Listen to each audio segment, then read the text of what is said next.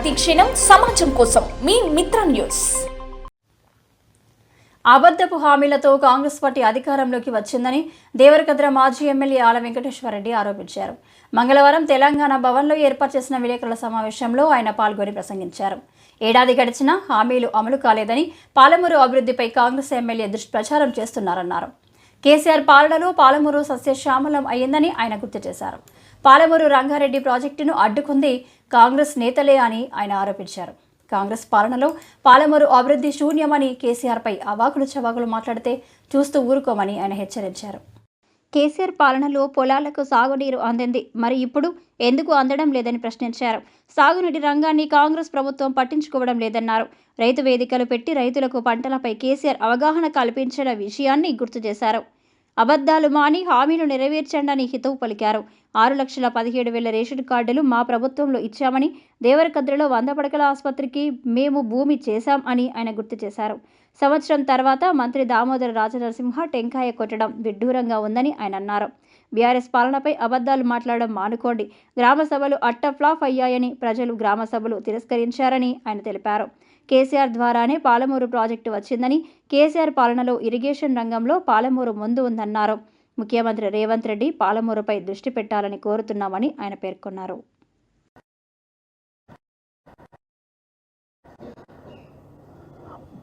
గత 14 నెలల క్రితం అబద్ధపు హామీలతో అధికారంలోకి వచ్చిన కాంగ్రెస్ పార్టీ 14 నెలలైనా కూడా ఇంకా అబద్ధాలనే ప్రచారం చేసుకుంటూ మాకు అధికారం వచ్చింది, ప్రజలకు ఏదైనా చేయాలన్న సంకల్పం పక్కన పెట్టి ఎంతసేపు గత ప్రభుత్వాన్ని, రైతులందరికీ రైతు బంధువు అయినటువంటి కేసీఆర్ గారిని తిట్టడమే పనిగా పెట్టుకున్నది తప్ప 14 నెలల కాలంలో ఏం చేసింది శూన్యం. మొన్న జిల్లాకు వచ్చిన సందర్భంగా ముఖ్యమంత్రి గారు కానీ, నిన్న జిల్లాకు సంబంధించిన ఎమ్మెల్యేలు కానీ మాట్లాడుతూ పాలమూరు జిల్లాకు కేసీఆర్ గారు ఏమీ చేయలేదు అన్న ఒక అబద్ధాన్ని ప్రచారం చేసే ప్రయత్నం చేసినారు. నిజంగా మీకు చిత్తశుద్ధి ఉంటే మీ దగ్గర లెక్కలు, అధికారుల దగ్గర లెక్కలు తీసుకోండి. పాలమూరు ప్రాజెక్టులను పండబెట్టిందే 2014 వరకు కాంగ్రెస్ పార్టీ, 14 నుంచి 23 వరకు బ్రహ్మాండంగా పనిచేసింది బీఆర్ఎస్ పార్టీ. మళ్ళీ అధికారంలోకి వచ్చిన ఈ 14 నెలలుగా మళ్ళీ పండబెట్టిందే మళ్ళీ కాంగ్రెస్ పార్టీ.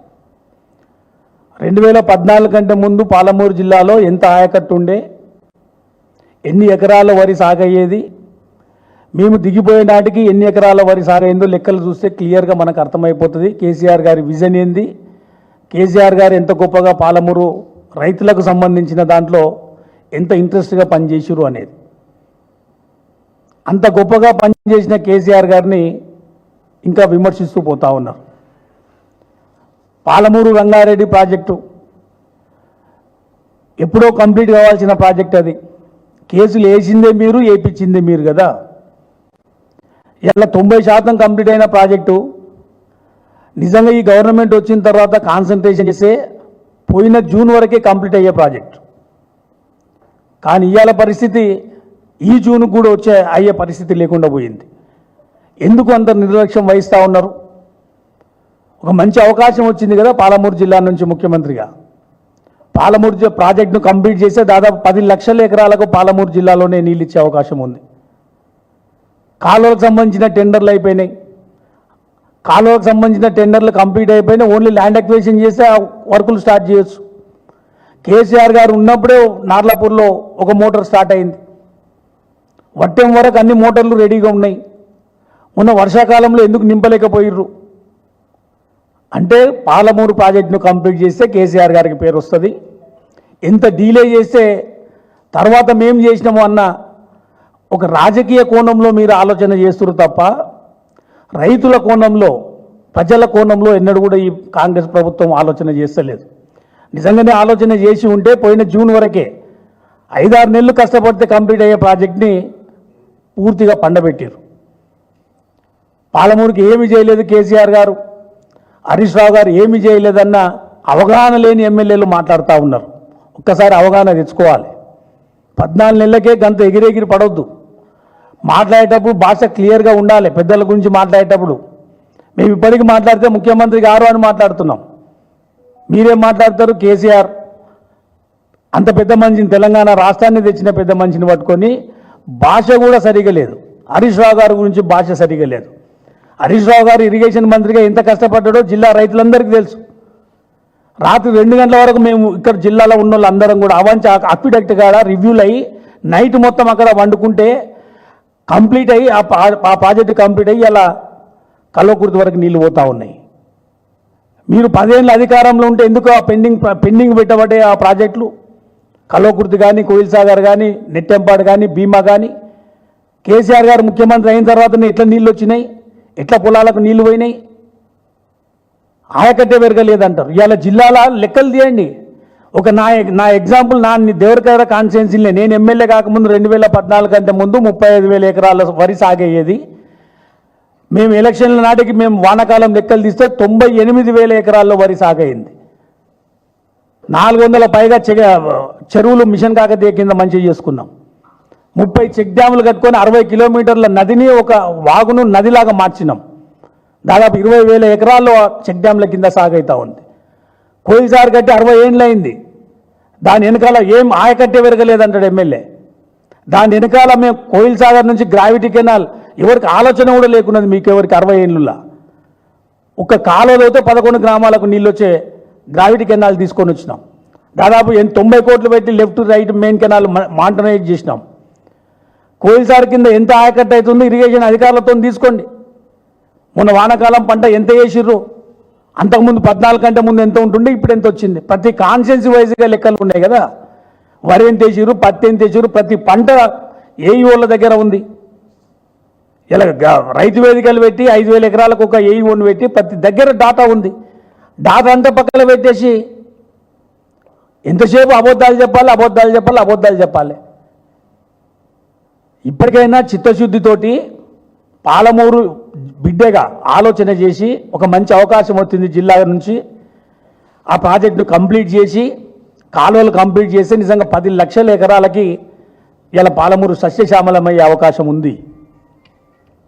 అంత కష్టపడ్డ నాయకులను విమర్శించు కాదు, ఇవాళ మీకు అవకాశం వచ్చింది, మీరు పనిచేసి చూపియండి. ఎన్ని రోజులు ఇంకా అబద్ధాలు చెప్పుకుంటూ పోతూ ఉంటారు. 6 గ్యారెంటీలు అని చెప్తే అర గ్యారెంటీ చేసి ఇంకా ప్రజలకు చేసినాం అన్ని భ్రమలు కల్పిస్తూ ఉన్నారు. డిసెంబర్ 9 అంటే డిసెంబర్ 9 వా, తర్వాత 100 రోజులు అంటే 100 రోజులు వా, తర్వాత ఆగస్టు 15 అన్ని దేవుళ్ళ మీద ఒట్టు పెట్టి ఎలక్షన్ల ఎంపీ ఎలక్షన్ల మళ్ళీ అది వా, మళ్ళీ మొన్న డిసెంబర్ 9 వచ్చింది మళ్ళీ అది వా, మళ్ళీ మొన్న 26 నాడు మొత్తం 4 పథకాలు ఇస్తున్నామంటారు. మళ్ళీ 26 నాడు సాయంకాలం చల్లగా ఏం చెప్తారు, మళ్ళీ మార్చి 31 వరకు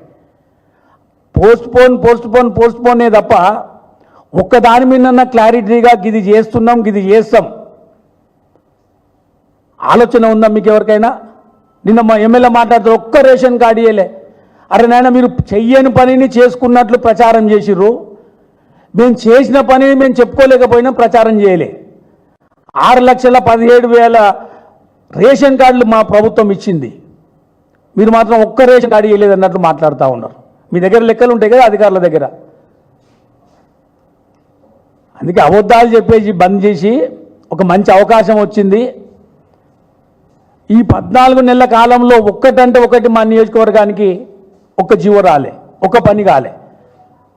సంవత్సరం క్రితం హరీష్ రావు గారు ఆరోగ్య శాఖ మంత్రిగా ఉండి కేసీఆర్ గారి ఆశీర్వాదంతో 100 పడకల ఆసుపత్రి దేవరకథకు తీసుకొచ్చి 50 పడకల ఆసుపత్రి కొత్తకోటకు తీసుకొని వచ్చి టెండర్లు అయిపోయి భూమి పూజ కూడా సంవత్సరం పైన అయిపోయింది. మేము గవర్నమెంట్ ఉన్నప్పుడు భూమి పూజ చేస్తే మళ్ళీ మొన్న దామోదర రాజనరసింహ గారిని తోలుకొచ్చి మళ్ళీ భూమి పూజ చేస్తారు. ఎవరైనా కంప్లీట్ చేసి ప్రారంభమన్నా చేయాలి తప్ప చేసిన భూమి పూజకే మళ్ళీ చేస్తుంటే మీ తెలివి తక్కువదనం అర్థమవుతా ఉంది. ప్రజలు మర్చిపోయారు అనుకుంటారు. ప్రజలకు క్లారిటీ ఉన్నారు. హరీష్ రావు గారే అప్పుడే వచ్చిండ్రు, పలక ఉంది, ఏ డేట్ నాడు జీవో వచ్చింది, శాంక్షన్ ఎంత అయింది, 35 కోట్లు, టెండర్ అయిపోయింది, భూమి పూజ అయిపోయింది. సంవత్సరం తర్వాత మళ్ళీ అదే టెంకాయ. ఇంకా ఘోరమైన విషయం ఏంటంటే 40 ఏళ్ల కోరిక మేము ముఖ్యమంత్రి కేసీఆర్ గారిని ఒప్పించి సీసీకుంటకు బ్రిడ్జు చెక్ డ్యామ్ రోడ్ 45 కోట్లతో శాంక్షన్ చేస్తే ఆ సంవత్సరం క్రితం ఓపెన్ చేసినాం, పోయిన ఎలక్షన్ల కంటే ముందు ఉద్దాలకు. మొన్న రీసెంట్గా మళ్ళీ ఓపెనింగ్ చేస్తారు. ఏది దాని ముందర ఒక 10 లక్షల సీసీ రోడ్ వేసి, సరే 10 లక్షల సీసీ రోడ్ వేసినా 10 లక్షలు రాసుకోవాలన్నా? 45 కోట్లు అని రాసుకుంటారు. ఇంత శరం అనిపించాలి కదా పని చేసేటప్పుడు. ప్రజలు ఏమనుకుంటారు, ఆ పలక మీద ఆ పరద గుంజేటప్పుడన్నా మనంతకు మనం ఆలోచన చేసుకోవాలి కదా. ఇంకా వీలైతే మాకంటే ఎక్కువ నిధులు తీసుకురండి, ఎక్కువ చెక్ డ్యాములు తేయండి, ఎక్కువ రోడ్లు కట్టండి, ఎక్కువ బ్రిడ్జీలు వేయండి, ప్రజలకు ఇంకా ఏమేం కావాలనో ఐడెంటిఫై చేసి గా పనులు చేయండి. చేసిన ప్రభుత్వాన్ని ఏమీ చేయలేదు అన్నట్లు ఈ 14 నెలల్లో ఏమీ చేయకుండా చేస్తున్నామన్న భ్రమ కల్పిస్తున్నారు. ప్రజలకు అర్థమైపోయింది కాబట్టి మొన్న జరిగిన గ్రామ సభల్లో ఏ విధంగా తిరగబడ్డారో అర్థమైపోయింది. ఆ భయంతో మంత్రులు ఎవరు పోలే గ్రామ సభలకి. మళ్ళీ దాన్ని కప్పిపుచ్చుకునే ప్రయత్నం బీఆర్ఎస్ వాళ్ళు లొల్లి చేసే ప్రయత్నం చేసిరు. నిజంగానే బీఆర్ఎస్ వాళ్ళు లొల్లి చేసే ప్రయత్నం చేస్తే మీద ఒక్క సభ కూడా జరగదు.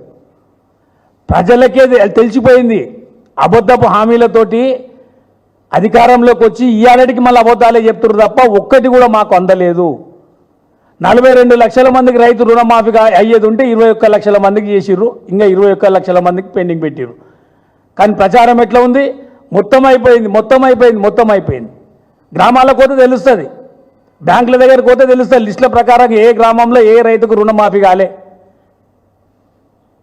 ఎంత గొప్పగా కేసీఆర్ గారు రైతు బంధు పెట్టి అలా రైతులందరికీ బంధువుగా ఉంటే ఆ రైతు బంధునే ఎగ్గొడుతుంది. మళ్ళీ ఉల్టా కేసీఆర్ గారు జిల్లాకి ఏం చేయలే. కేసీఆర్ గారు ఉన్నందుకే కదా పాలమూరు రంగారెడ్డి ప్రాజెక్ట్ వచ్చింది.